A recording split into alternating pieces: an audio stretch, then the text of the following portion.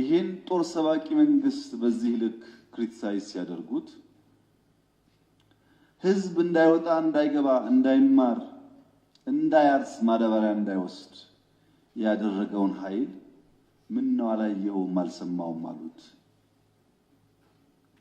በህዝብ መሰብሰቢያ በእርሶ ከተማ ቦምብ ንጹሃን ሰዎች የሚንቀሳቀሱበት ቦታ ላይ የሚያፈነዳን ኃይል ምን ነው ዝም አሉት? ሽማግሌ ላስታርቅ ብሎ ሲሄድ ቄሶች አሮጊቶች በእንብርክክ የሚያስኬደውን ከኢትዮጵያ ባህል ውጭ የሚገለውን ኃይል ምን ነው አላቅህም አሉት። ከሁሉ ደግሞ የገረመኝ በእርሶና በእርሶ ፓርቲ ግንባር ቀደም ተዋናይነት የነበረውን የትግራይ ውጊያ ምን ነው የትግራይ ውጊያ አሉት። አዝማች አልነበሩ እንደርሱ?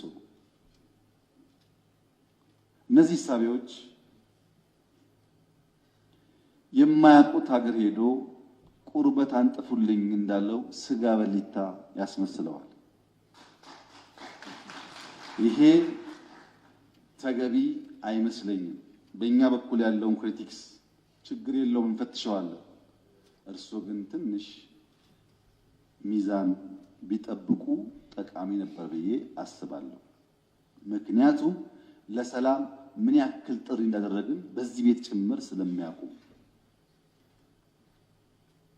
ሌላው በጣም የገረመኝ ጉዳይ የእርሶ መንግስት በቄስ ሞገሴዎች ውዳሴ ያሉት እኛ ሰፈር ፊት አውራሪ መሸሻ የሉም፣ ቄስ ሞገሴዎች ምን ያደርጋሉ?